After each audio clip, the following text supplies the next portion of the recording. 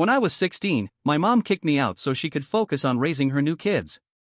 Now that I'd made a name for myself and built some real wealth, she's suddenly asking me to foot the bill for their college. But everything shifted the day she showed up on my porch. That moment changed it all. I'm 33 now, holding down a solid role in upper management at the company I joined fresh out of college. I've poured years of hard work and long hours into getting where I am, but there's still this part of me that looks back sometimes, wondering how things might have turned out if my mom had made some different choices along the way. She had me when she was just 20, barely out of her teens. My biological dad? He wasn't part of the picture. Truth is, I hardly know anything about the guy. From what my mom told me later on, she gave him the chance to stick around, but he didn't think twice about walking away. No child support, no arguments, just gone like a ghost.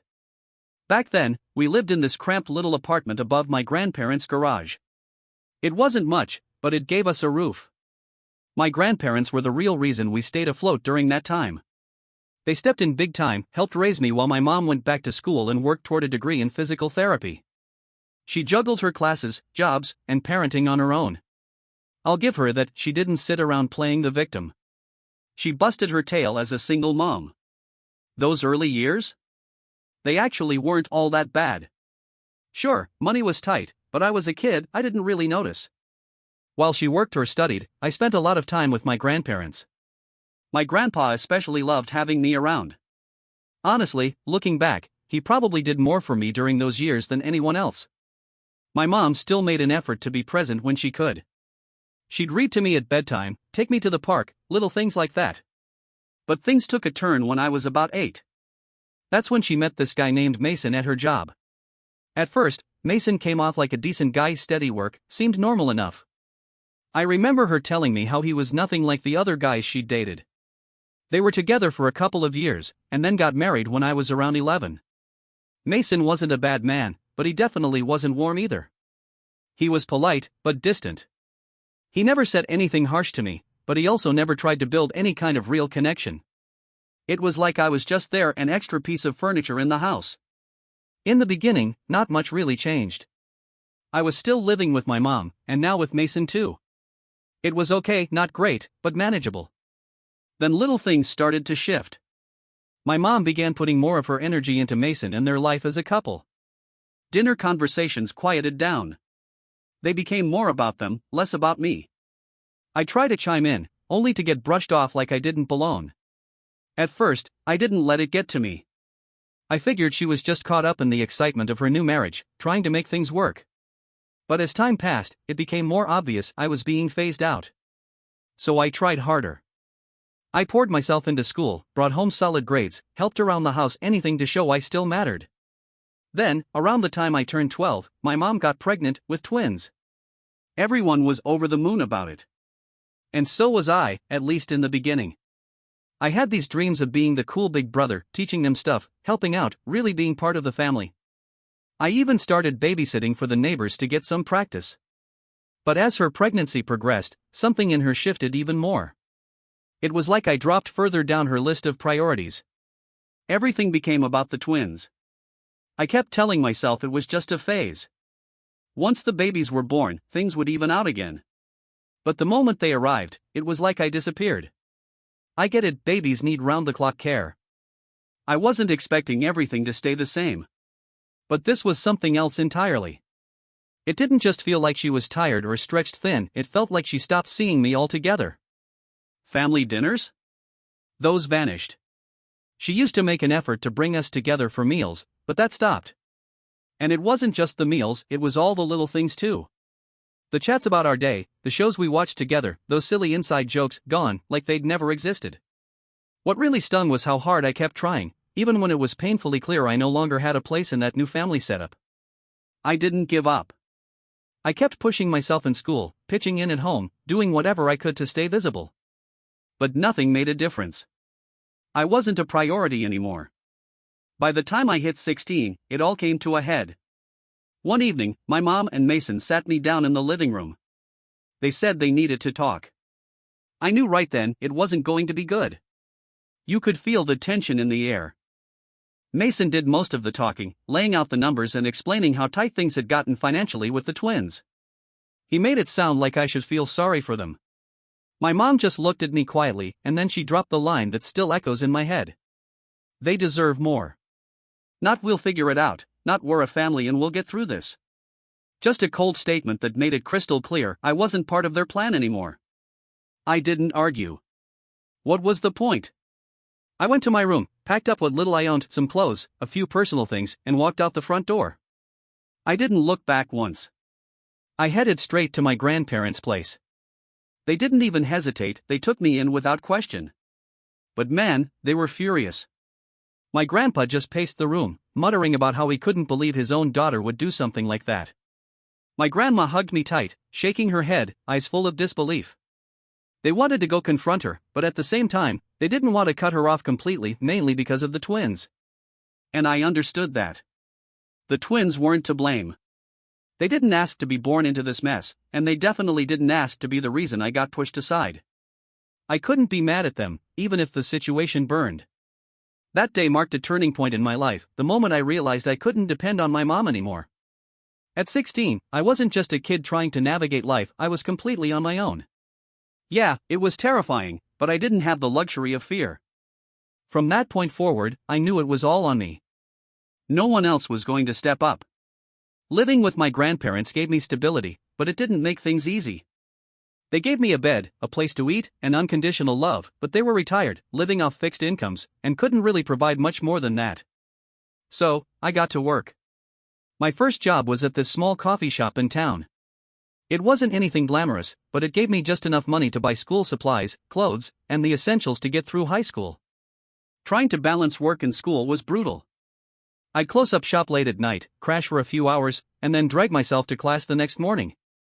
My grades slipped a little, but I managed to stay on track and keep moving forward.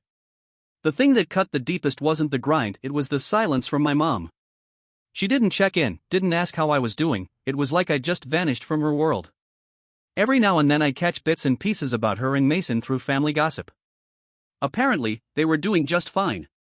The twins were thriving, and they had their shiny new house, their new cars, their picture-perfect life. Meanwhile, I was scraping by. I couldn't understand it. 2 adults with stable jobs couldn't handle raising 3 kids? I wasn't asking for anything crazy, just the basics. A little support, a little care. But instead, I was the one clocking in on weekends, working late nights, trying to keep my head above water while juggling school and a job. I wasn't even asking them for money. I just wanted to feel like I still mattered. But from the moment I walked out that door, it was like they erased me completely, like I'd never existed. And the more I thought about it, the more I realized it was never about money. They just didn't want me anymore. During my senior year, college acceptance letters started rolling in. I should have been thrilled, and I was, a little, but mostly I was panicked. I had no clue how I'd pay for any of it. I needed help. So, against every instinct I had, I reached out to my mom. I still remember sitting in my grandparents' kitchen late that night, staring at my phone, trying to figure out how to phrase the message. I kept rewriting it, trying to find the balance between asking and begging. Eventually, I typed, "Hey, I've been accepted to a few colleges. I was wondering if you could help me with financial aid stuff or maybe cosign a loan." I hesitated, then hit send. And instantly regretted it. Not because I thought it was wrong to ask, but because, deep down, I already knew the answer. Still, some tiny part of me, some stupid little sliver of hope, thought maybe, just maybe, she'd show up for me. Her reply came hours later. And when it did, my heart sank. "We're saving for the twins' future. We can't help. Sorry." That was it. No congratulations. No encouragement. Just a flat-out rejection. I don't know why it hit so hard. I should have expected it. But it still knocked the wind out of me. I just sat there, staring at the screen, trying to understand how someone could turn their back on their own kid like that. It wasn't even about the loan, it was about the complete lack of care. I put the phone down and tried to keep it together, but the tears came anyway. I felt like a fool for hoping, for thinking I could count on her. I wasn't mad at the twins. None of this was their fault. But I couldn't shake the feeling that I'd been replaced, like I no longer had a place in her life. That's when my aunt stepped in. When I told her what happened, she didn't even blink. She looked me dead in the eye and said, "I'll co-sign the loans. You just focus on school and making this happen." She didn't have to do that. She had her own kids, her own life, but she believed in me. She told me she always knew I had something in me, something that could go far. And honestly, hearing that meant more than anything. Right then and there, I made myself a promise I wasn't going to let her down. I was going to earn every bit of that belief. My mom might have slammed the door shut, but my aunt opened another one wide, and I wasn't about to waste that chance. College was a grind. I worked nonstop at campus jobs, weekend gigs, anything I could find to keep the bills paid. I even taught myself web design and started doing freelance work for local businesses. The money was decent, and I needed every bit of it. Sleep became optional, but I didn't care. I had a mission, and I was all in. And my mom? Still nothing. Not a call. Not a text. Total silence. Sometimes I'd stumble across her social media. Posts of the twins smiling at school plays, birthday parties, Disneyland vacations. She looked so happy. So relaxed. Like her world was complete. Every time I saw one of those posts, it felt like a punch to the gut. Eventually, I just blocked her. I couldn't keep torturing myself by watching the life I got left out of. When graduation finally came around, I sent my aunt an invite to the ceremony. Not only did she show up, she was front and center, smiling ear to ear, cheering louder than anyone when they called my name. As for my mom? I didn't even think about inviting her.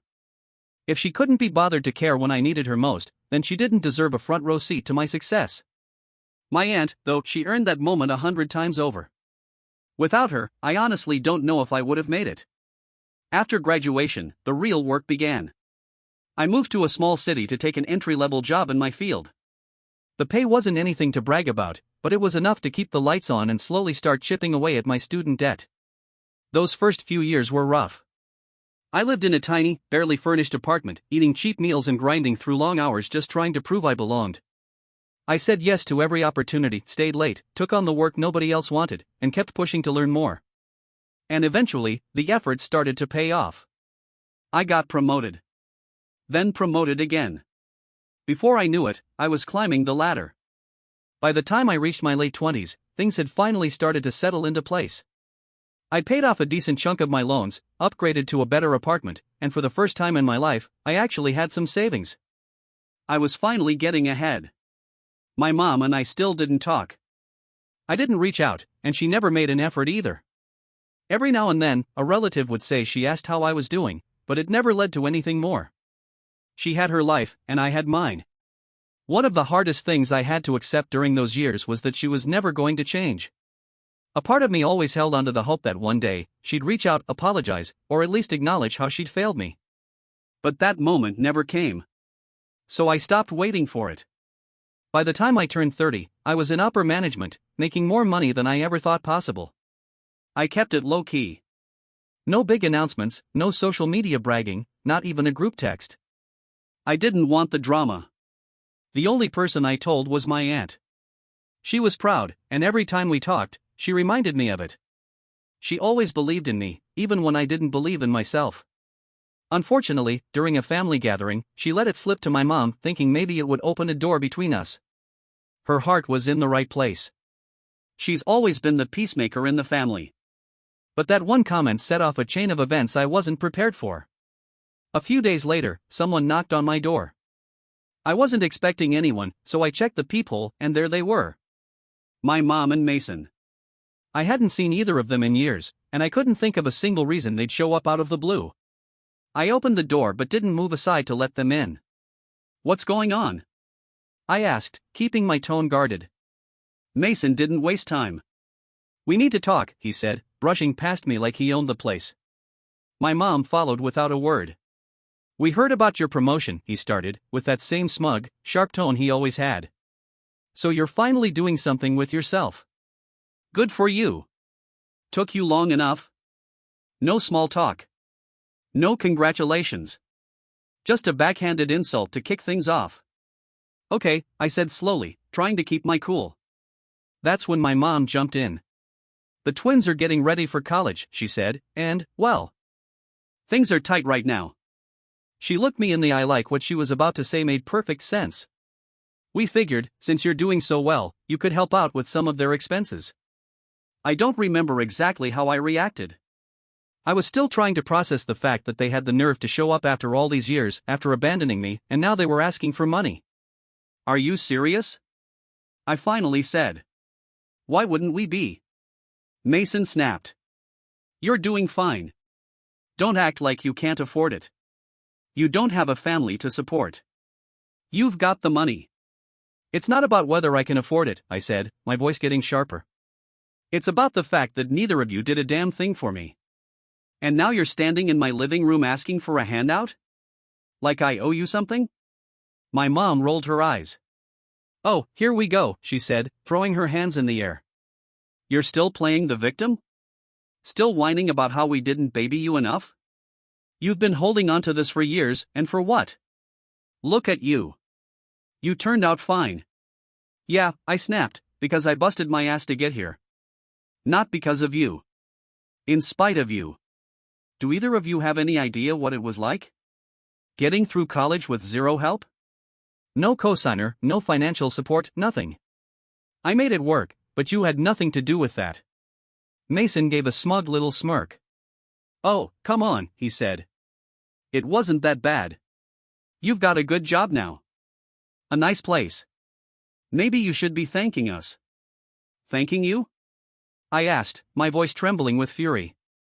You kicked me out because I wasn't convenient anymore. You made it crystal clear a long time ago that I didn't matter to you. And now you show up expecting me to play hero for the kids you actually cared about? Not a chance. My mom's expression hardened. You're being selfish, she snapped. I raised you by myself. I busted my ass to keep you fed, keep a roof over your head, give you what you needed. And now look at you, successful, comfortable, and all we're asking for is a little help. They're your siblings. You owe them that much after everything I've done for you. It wasn't just her words. It was the way she said them, like I was some ungrateful disappointment for not immediately bending over backward for her and her precious twins. I don't owe them anything, I said, my voice sharp. And I definitely don't owe either of you. You made your choices. I made mine. You decided I wasn't worth the effort back then, and now you want me to sacrifice for them? That's not happening. Mason stepped in closer, his face like stone. You know what your problem is? He sneered. You've always believed you were more important than you really are. You act like you're better than everyone else just because you made it on your own. He leaned in, voice low and nasty. You didn't mean anything to this family back then, and you sure as hell don't mean anything now. That one hit deep. But I didn't let it show. Then why are you here? I asked coldly. If I don't matter, why are you standing in my living room begging for money? My mom snapped, because we didn't want to come here. Do you think this is fun for us? Do you think we enjoy asking you for help? But the twins deserve a future. And if you weren't so goddamn selfish, you'd understand that. She looked at me like I was some heartless monster. But no, she went on, you're too busy playing the wounded little child to do anything for anyone but yourself. I let out a bitter laugh. You want to talk about selfish? You kicked your own son out of your house so you could have your perfect little family. You told me I wasn't worth the effort. And now you're standing here talking about what the twins deserve? They deserve better parents, I said, and that's not my problem to fix. Mason jabbed a finger at me, voice rising. Watch your mouth. We're still your family whether you like it or not, and family helps family. No, I said, grounding every word. Family doesn't do what you did. Family doesn't toss their kid aside like trash, then show up years later with their hand out. You're not my family. You're strangers. My mom's face twisted into something I can only describe as fury. Fine, she hissed. Be a selfish little brat. But don't come crying to us when your perfect little life falls apart. You think you're so much better than us, but you're nothing. You'll always be nothing. That was it. If you don't leave right now, I said, pulling my phone from my pocket, I'm calling the police. Mason scoffed. Go ahead.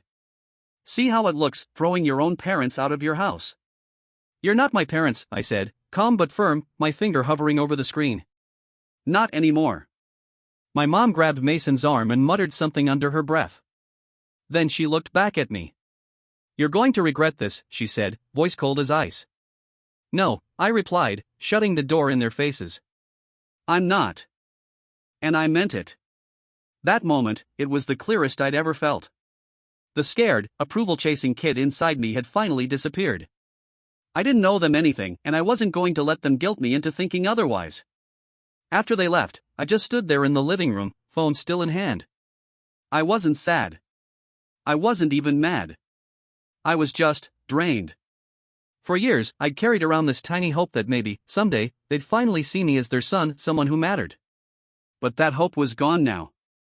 That whole encounter slammed the door on any illusion I had left about them. I thought that was the end of it. I told them loud and clear they weren't welcome, and I was ready to move on.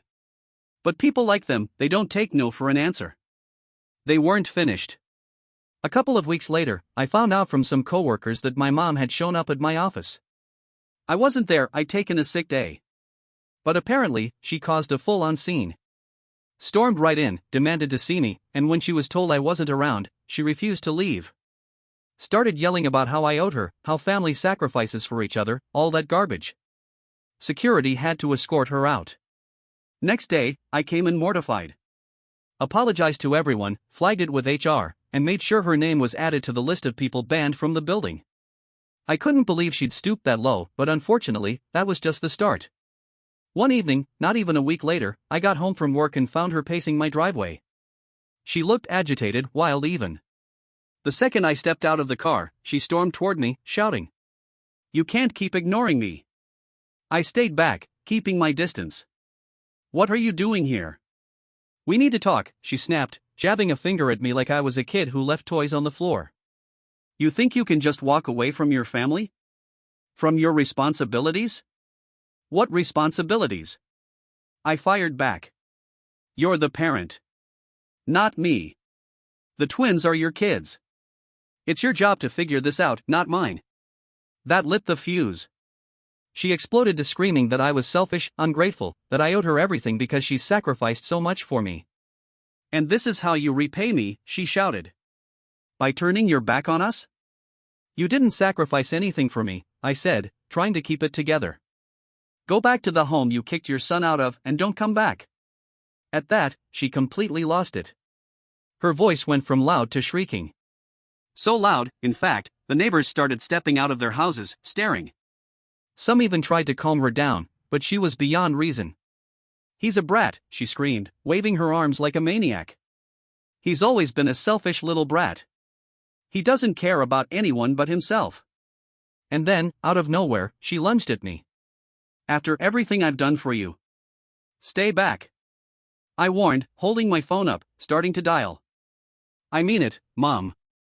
Don't you dare." Her face twisted, eyes wild. She lunged again, trying to grab my phone. "Don't you dare call the cops on your own mother," she shrieked. "I raised you. I sacrificed everything for you. You left me." I yelled, holding my phone out of reach as she kept trying to snatch it. "You tossed me aside like I didn't matter." At that point, she didn't even seem like my mom anymore. It was like a stranger had taken her place, one wearing her face, screaming nonsense about loyalty and gratitude while lunging at me. Amid the chaos, I heard someone shout, "I'm calling the police. Leave him alone." More neighbors stepped outside, some standing on porches, others edging closer, watching this bizarre meltdown unfold, my mother attacking her own kid in the driveway.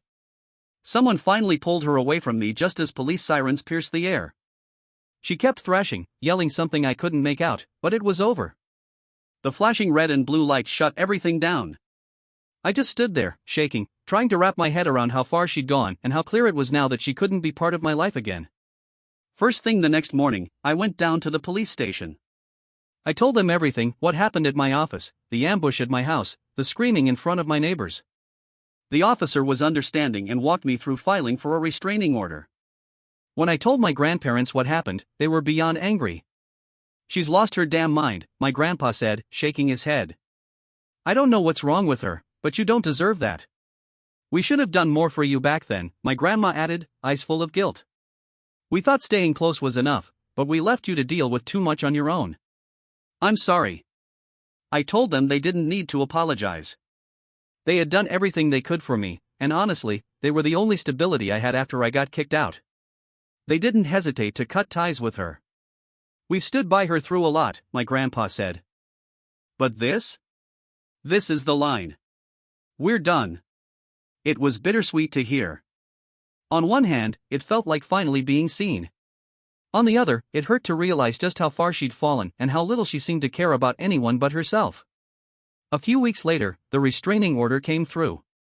Life slowly started settling down. I focused on work, on my home, and on the people who truly mattered: my grandparents, my aunt, and a few close friends. My aunt, though, she was my anchor through it all. She never swooped in expecting thanks or payback. She just showed up and stayed. So a few months later, when I finally felt like I could breathe again, I wanted to do something for her. It wasn't about balancing the scales. It was about appreciation, about showing her what she meant to me. I didn't just hand her cash, I planned something out. I saved enough to cover a weekend getaway for her and her family, something she'd always dreamed about but never prioritized because she was always too busy taking care of everyone else. When I gave her the envelope, she looked at me, confused. Then she opened it. "What is this?" she asked, her voice a little shaky. "It's for you," I said, trying not to get choked up. "You've always been there for me. You didn't have to be, but you were. And you deserve something just for you." Her eyes filled with tears and she shook her head. "You didn't have to do this. I didn't help you expecting anything in return. That's exactly why you deserve it," I said. Sentinel. She hugged me, and for the first time in years, I felt that deep, grounding love I'd been searching for all my life. She didn't just see me, she valued me. From time to time, I still heard bits about my mom and Mason. Their finances were falling apart, and the twins were barely scraping through college. I didn't feel guilty. Honestly, I didn't feel much of anything. They made their choices. I made mine. For years, I'd carried around this desperate hope that they'd eventually see me, that maybe one day, I'd matter to them. But now? I'd let that go. I didn't need their validation anymore. I finally saw my own worth, and I'd built a life surrounded by people who saw it too. I'm proud of what I've built. The people in my life now? They care. They show up. And I've learned that family isn't about blood, it's about who's there, who supports you, who loves you without expecting something in return. As for my mom, I genuinely hope she finds whatever it is she's chasing. But I'm done being her answer. I'm done being the thing she sacrifices. This life? It's mine now. And I'm not looking back. If anything new happens, I'll update you all. But for now, that's my final update. I honestly didn't think I'd be writing another update, but something happened that caught me off guard, and I figured it was worth sharing. After everything with my mom and Mason, the restraining order, her showing up unannounced, the complete meltdown, I really believed that chapter of my life was closed for good. I'd shut the door, locked it, and moved on. Then out of nowhere, one of the twins reached out. It started with a text from an unknown number. "Hey, it's Max. Can we talk? I'd like to get to know you. You're my brother, and I don't know you at all." I just stared at it. Max and I barely knew each other. When I left home, the twins were still little, and with everything that went down after, there was never any connection between us. For a second, I wondered if this was some new scheme from my mom, but the way he worded that message, it felt different. Sincere. After sitting with it a while, I replied. "What's this about?" A few minutes later, he called. I hesitated before answering. "Hey," he said, his voice uncertain. "I know this is kind of out of the blue, but I've been thinking about you a lot lately. I feel like I missed out on something important. You're my brother, and I don't know anything about you. I hate that." I didn't say much, just listened. So he kept going. "I know what Mom and Dad did to you. I didn't understand it back then, but I do now. And it wasn't right, none of it was. Honestly, it was awful. I don't blame you for leaving, but I hate that their decisions kept us apart. That's on them, not you. I wasn't expecting that level of honesty. It threw me." "Max, none of this was ever your fault," I said, trying to stay composed. "You didn't make those choices." "I know," he replied, "but it still sucks. I feel like I missed out on having a big brother. And now that I'm older, and I actually understand everything, I just want to try. I know I can't undo what they did, but if you're open to it, I'd like to get to know you. I leaned back in my chair, not sure how to respond. For so long, I'd carried this weight, the feeling that I meant nothing to my family. And now here was Max, reaching out, acknowledging all of it, and asking for a shot at something different. Why now? I asked. Why reach out after all this time? He paused for a second. Because I don't want us to stay strangers. I'm not asking you to forgive Mom or Dad. I'm not here to make excuses for them. I just want to know my brother. That's it. There was something about his tone. It felt genuine. No guilt trip, no pressure, just honesty. I've spent a long time trying to move on from all this, I told him. It's not easy for me to open that door again. I get that, he said. And I'm not expecting anything big. Just a conversation. Maybe we can figure out if there's something worth building between us. You're my brother, he added. I'd just like to know who you are. I sat with that for a moment. The truth is, the twins weren't the ones who caused the damage. They didn't make the choices that tore our family apart. And maybe, just maybe, if Max was willing to reach out, it was worth meeting him halfway. Even though part of me stayed on guard, wondering if this might turn out to be a trap, I couldn't shake the feeling that he was coming from a real place. And honestly, I don't know Max or his brother. Not really. All right, I said. We can start with a conversation. He sounded instantly relieved. Thank you. That's all I'm asking. Just a start. We wrapped up the call not long after, but I kept replaying it in my head the rest of the evening. I never expected to hear from Max, and it stirred up emotions I hadn't felt in years, complicated, heavy, and unfamiliar. The truth is, I'd spent so long seeing the twins as just another extension of the people who hurt me. But Max made me realize they were trapped in the same mess. They didn't ask for any of it either. I don't know where this will lead. I'm still careful. I've built a life I'm proud of, and I'm not about to tear open old wounds without good reason. But Max didn't try to manipulate me. He didn't defend my mom. He didn't sugarcoat anything. He just wanted a chance to know his brother. And for the first time, I feel like maybe, just maybe, there's room for something new on that side of my story. It's a small step. But it feels like progress.